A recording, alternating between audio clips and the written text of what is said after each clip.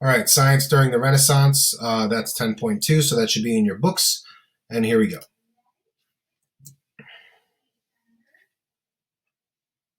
All right.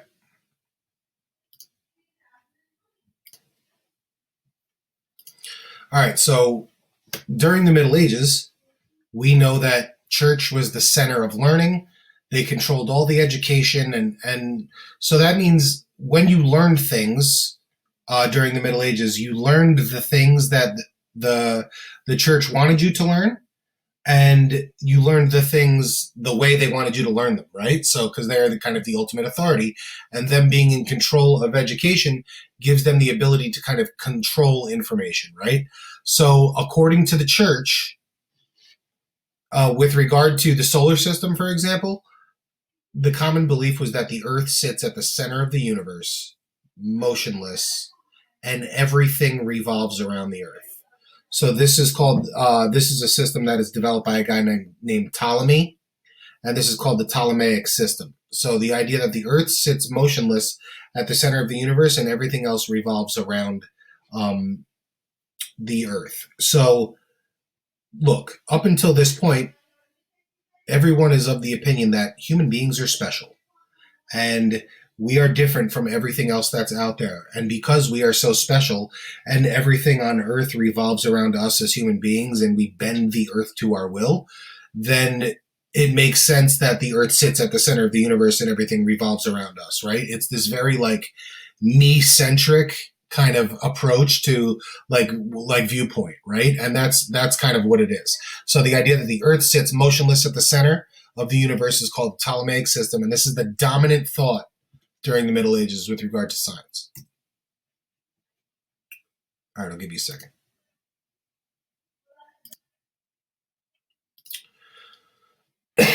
So Ptolemy's idea that the Earth sits motionless at the center of the universe is what's called a geocentric theory. Geo, Greek for kind of Earth or rock, in this particular case, our rock, right? Geocentric theory, the idea that the Earth is in the middle and everything revolves around it, right?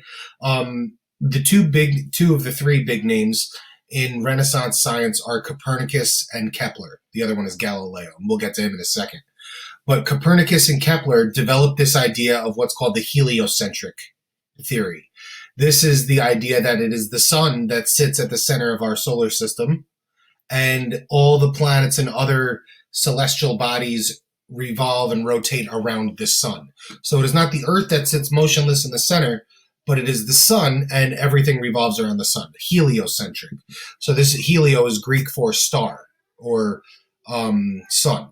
So heliocentric theory is the idea that the sun sits at the center. Now, Copernicus is the first one to kind of float this idea, and Kepler kind of builds on his work and kind of proves pretty unequivocally that this is true through a series of observations and a bunch of sciencey things that I am not particularly familiar with. But basically, Copernicus develops the theory, and Kepler basically proves that theory that the Earth sits at the center and the planets kind of orbit around the sun. These two are important. We need to know them. So if we kind of compare their models, the model on the left is geocentric theory. This is what the church told everybody for 1,000 years. Earth at the center, moon and everything else revolves around the Earth, and then heliocentric, sun at the center, right? So these are the two different models that we're talking about. All right, last slide. I'll give you a second. So Galileo, the third kind of important figure in Renaissance science, is going to kind of go head to head directly with the church. Now, the church, when we say the church, we mean the Catholic Church. The Catholic Church needs to be perfect, and they need to be undefeated. And that is so people can be confident that what they say is correct, and they trust them unquestioningly, right? That's the idea. If they are undefeated and they are known to be correct about everything, no one will really ever question them. So there's no threat to their authority. But the work of Copernicus and Kepler is huge because it is the first time that people can start saying, hey, church, you're wrong. And that's what Galileo did.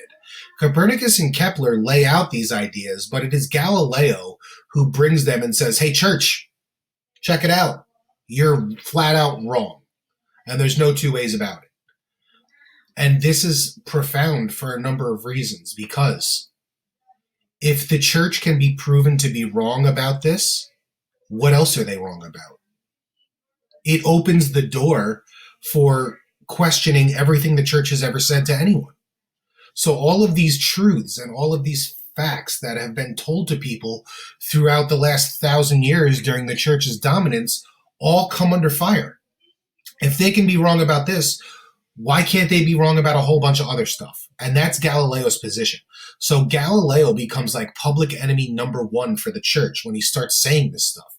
Spoiler alert, Galileo will spend the last portion of his life under house arrest because he pissed the church off so bad. And the church, still clinging on to the authority that it had, kind of has the ability to basically lock him up and silence him. And that is kind of what happens to him.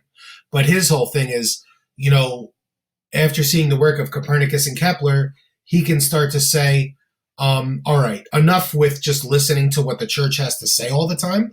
We're going to start thinking for ourselves. And we're going to develop the scientific method where we're going to observe things, we're going to measure things, we're going to experiment, we're going to draw conclusions, and we're going to be able to repeat the process, and we're going to be able to prove these things for ourselves. This is a huge deal. The scientific method that Galileo helped kind of bring about is still a practice that you guys use even today in your science classes, right? When you do these lab hours, this is what you're doing, right? You're making observations, you're recording data, you're experimenting, you're repeating, you know what I mean? All this stuff. So this is a hugely, hugely profound thing, because now all of a sudden the church has been stripped of its authority, and it's unquestioned kind of leadership in all things intellectual has officially kind of, fractured. And this is a huge, huge deal.